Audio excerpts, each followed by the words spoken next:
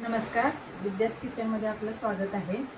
आजची आपली रेसिपी आहे ओरिओ थिक शेक।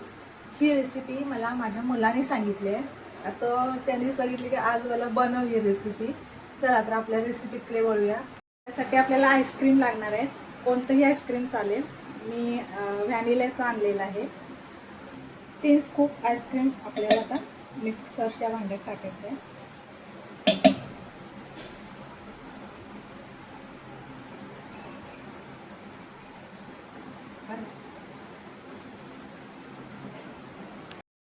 एक अख्खं पाकिट आपल्याला ओरिओचं घालायचं आहे। ओरिओ बिस्किट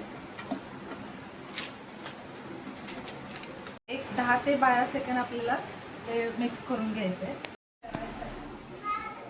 हा आपला थिक शेक आता तयार झालेला आहे। आपण ग्लासमध्ये ओतून घेऊया।